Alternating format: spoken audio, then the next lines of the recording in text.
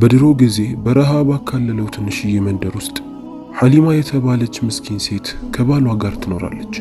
ሐሊማ በጣም ዝምተኛ፣ በመንደሩ ሰዎች ዘንድ ድምጿ ተሰምቶ የማይታወቅ ጥሩ ሴት ነበረች። ባሏ ስሙ ከሪም ይባላል። ከሪም ሚስቱን በጣም የሚወድ፣ እሷን ለማስደሰት ደፋ ቀና የሚል፣ ተሳስበው የሚኖሩ ባልና ሚስት ነበሩ። ለዓመታትም በድህነት ውስጥ ተዋደው እየኖሩ ሳለ በድንገት ግን አንድ ቀን ከሪም በጠና ይታመማል። ሥራ መስራትም አቅቶት እቤት መተኛት ይጀምራል። ሁኔታውን በጣም እየባሰና እየከፋ ወደ ሞት ደረጃ እየደረሰ ይመጣል።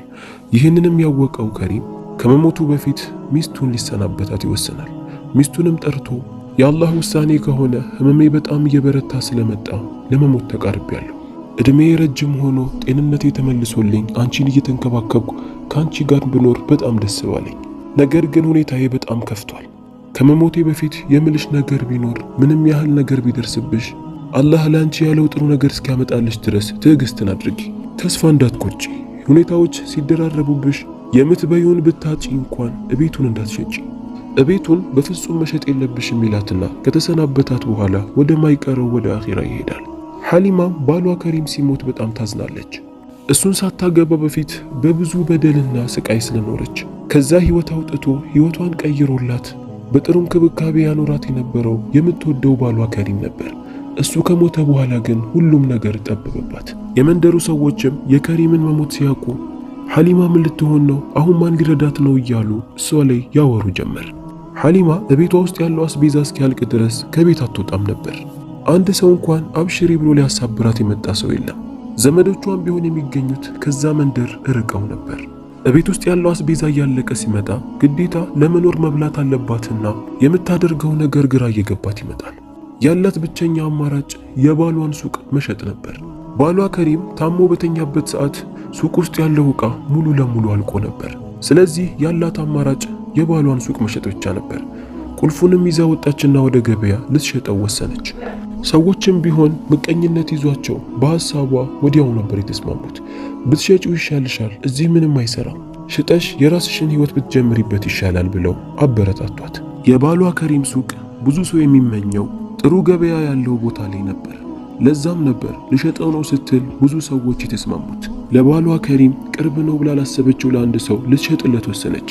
ያ ሰው እንዳለችውም የከሪም ጓደኛ ነበር። ነገር ግን ከሪምን አይወደውም። ይመቃኝበት ስለነበር ለሐሊማ ሐሳቢ በመሆን ወደሷ ቀርቦ እንዳሰብሽው ብትሸጪው ይሻላል፣ እዚህ ቦታ ምንም አያደርግም፣ እንደውም ዋጋው እየወረደን የመጣው፣ ስለዚህ እኔ ልረዳሽና ዝም ብዬ ልግዛሽ፣ ለኔ ምንም አይጠቅመኝም ብሎ የሱቁን ዋጋ ብዙ ካወረደባት በኋላ ምንም በማይጠቅም በወረደ ዋጋ ይገዛታል።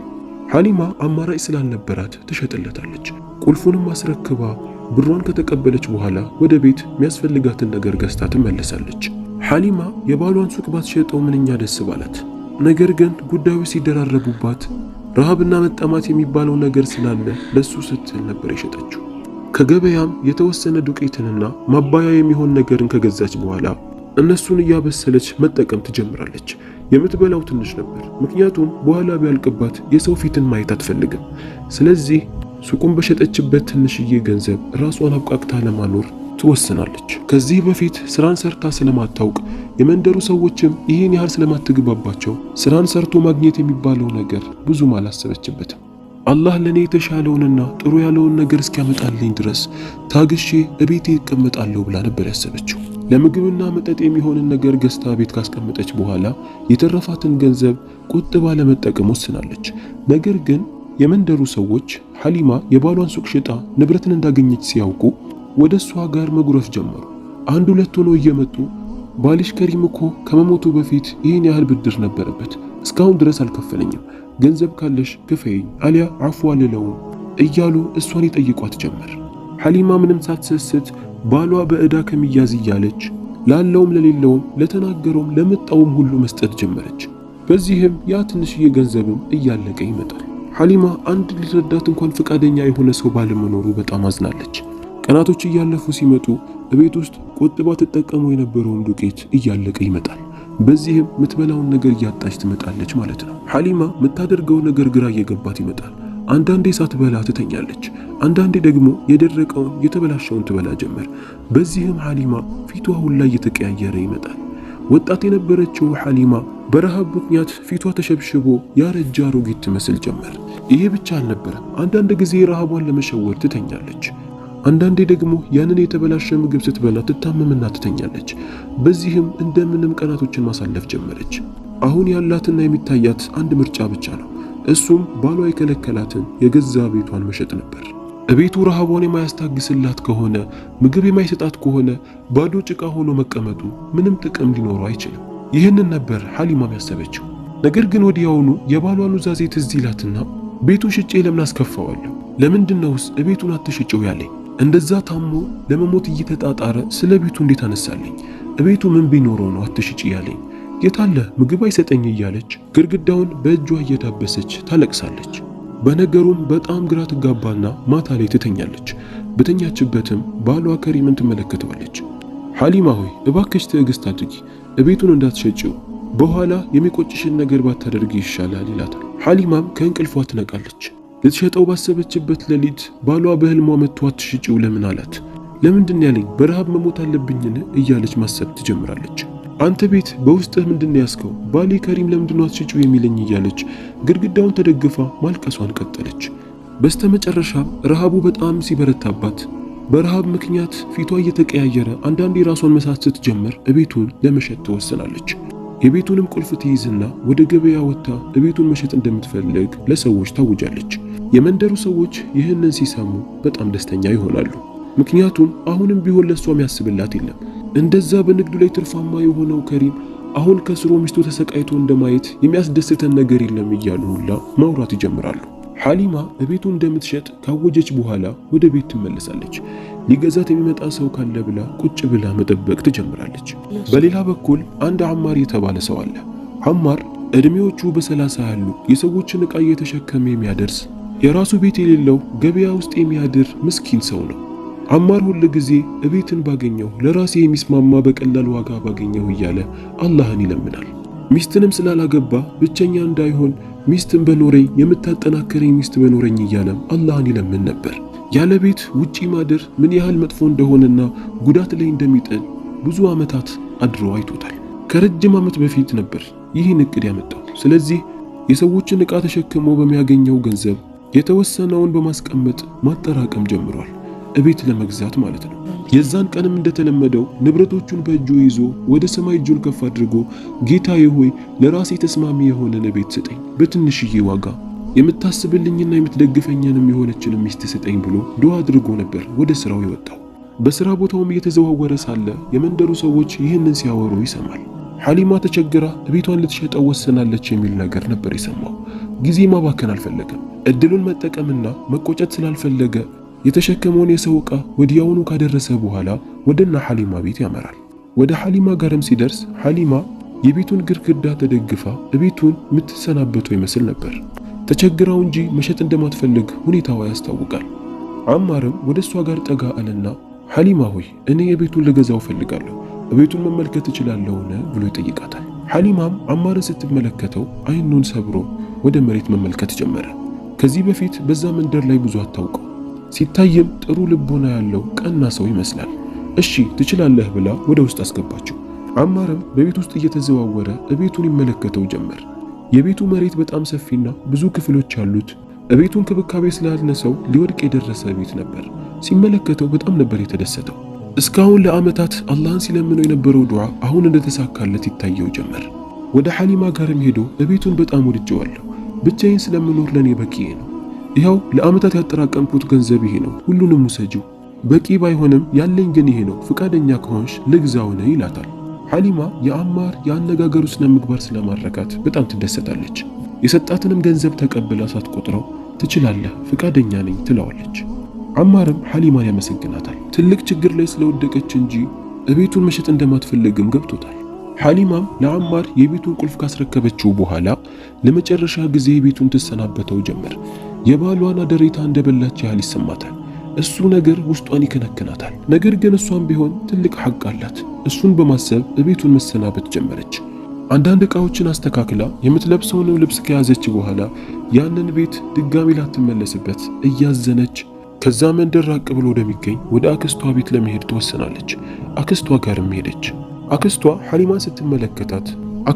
ሐሊማን ስትመለከታት እንኳን በደህና ወደዚህ መጣሽ፣ ይህ ቤት ለኔም ላንቺም ይበቃል፣ ወደ ውስጥ ግቢ ብላ ታስገባታለች።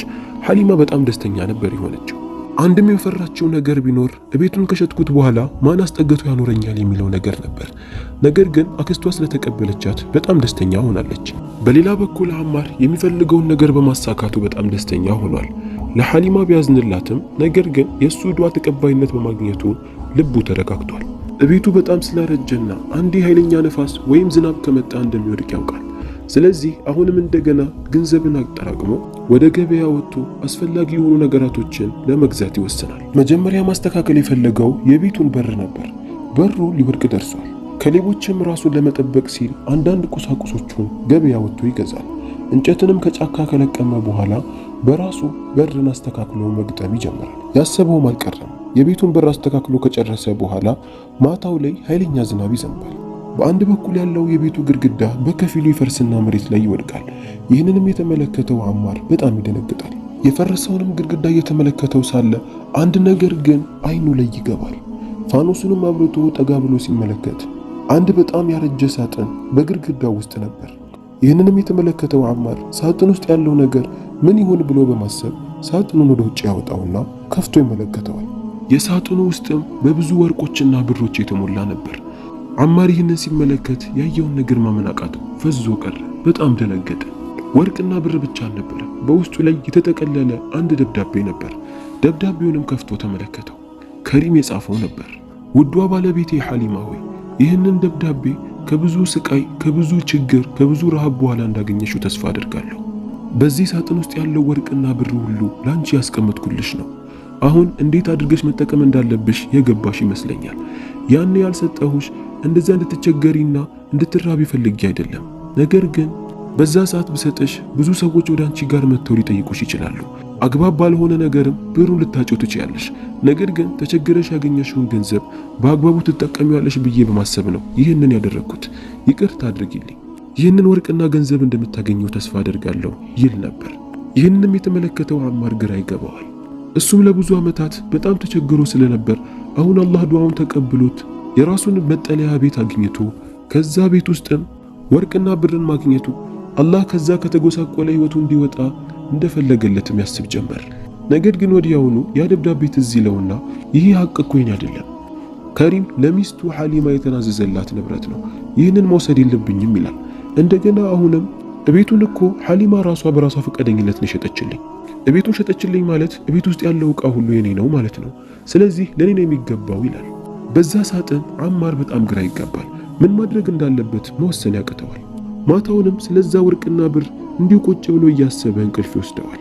በህልሙም አንድ ሽማግሌን ይመለከታል። ሽማግሌውም እንዲህ ይለዋል፣ አማር ሆይ መጠለያ አልነበረም፣ አላህ ያንተን ህይወት ቀይሮልሃል። ስለዚህ አንተም ለአላህ ጥሩ ልትውል ይገባሃል። ያገኘኸው ንብረት ለአንተ ፈተና ነው። እውነት ያንን ገንዘብ ብትጠቀምበት አው ህይወትን ልትቀይርበት ትችላለህ። ነገር ግን ያገኘኸውን ንብረት ለባለቤቱ መመለስህ ለአንተ የተሻለ ነው ይለዋል። አማርም ከእንቅልፉ ይነቃል። በህልሙ ተመልክቶት የነበረው አዛውንት የተናገረው ነገር እውነት ነው ብሎ አሰበ። ካገኘው ወርቅና ብር ምንም ሳይነካ ምንም ነገር ሳያጓደል ሙሉ ለሙሉ ለሐሊማ ሊሰጣት ይወስናል።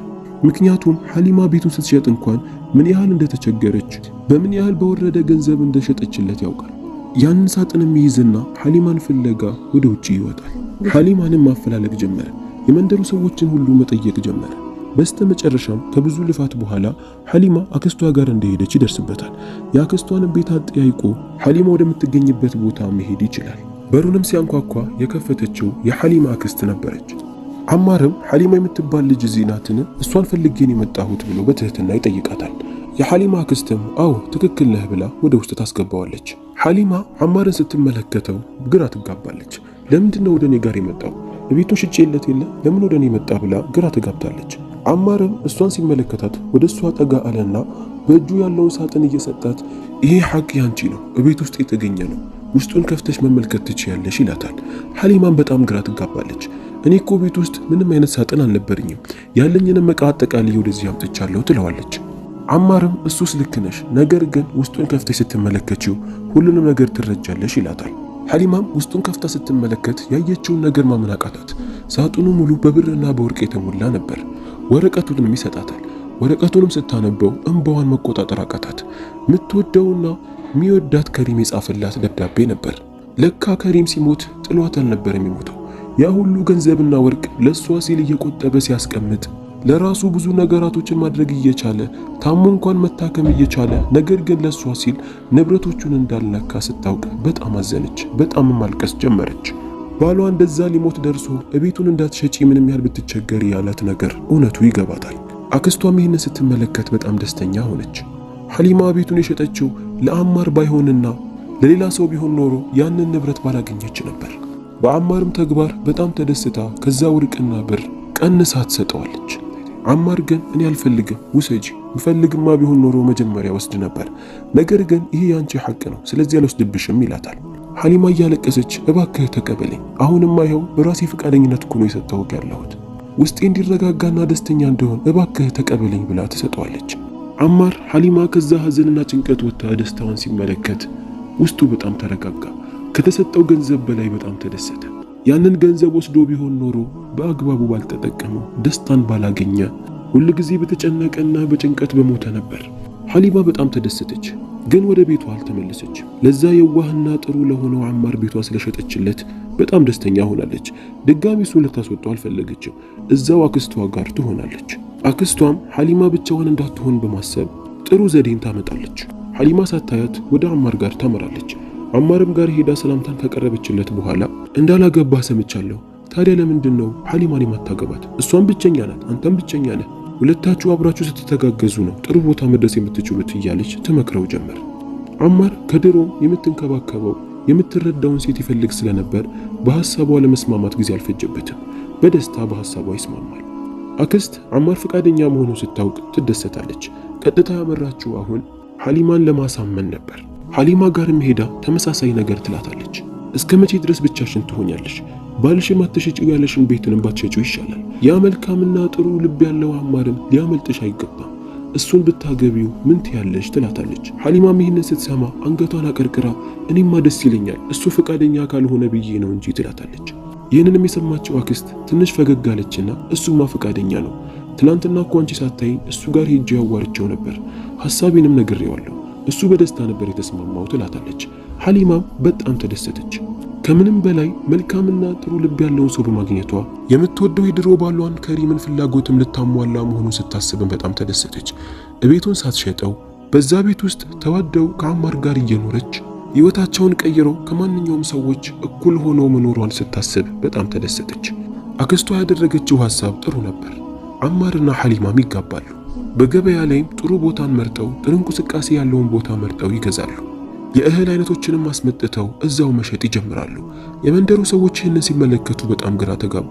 አማርንም ሐሊማንም የሚያውቁት በትልቅ ድህነት ውስጥ ነው። እንደዛ የምትበላውን ነገር አታ የባሏን ምን የመሰለ ሱቅ በትንሽዬ ገንዘብ ሽጣ ያ ገንዘብ ሲያልቅባትም እቤቷን ሽጣ ወደ አክስቷ ቤት እንደሄደች ነበር የሚያውቁት። አማርም እንደዛው የሰዎችን ዕቃ ከመሸከም ውጪ ሌላ ምንም ያገኛል ብለው አላሰቡም ነበር። ነገር ግን ባላሰቡት መልኩ ሁለቱ ተዋደውና ተጋብተው ያንን ቤት አሳምረው ገንብተው በከተማው ላይ ያለውንም ሱቅ አሳምረው እየሸጡ መሆኑን ሲመለከቱ በጣም ደነገጡ። እንዴታ ባይደነግጡ ነው እንጂ የሚገርመው።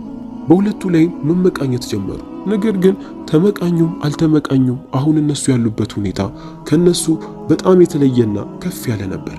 ብዙ ችግሮችን አሳልፈው ስለመጡ በእነሱ የሚታለሉ አልነበሩ። እርስ በእርሳቸው እየተደጋገፉ እያደጉ ትልቅ ደረጃ ላይ መብቃት ቻሉ። እውነትም ከችግር በኋላ ደስታ አለና አቦ አላህ ደስታውን ያምጣልን። ያላገባንም ጥሩ ዘውጀትን ይስጠን። አሚን በሉ። አቦ ሰብስክራይብ፣ ላይክ፣ ሼር ማድረጋችሁን እንዳትረሱ። ልክ አድርጋችሁ እንደጨረሳችሁ ዳይ ወደ እንቅልፍ። ምን ትጠብቃላችሁ?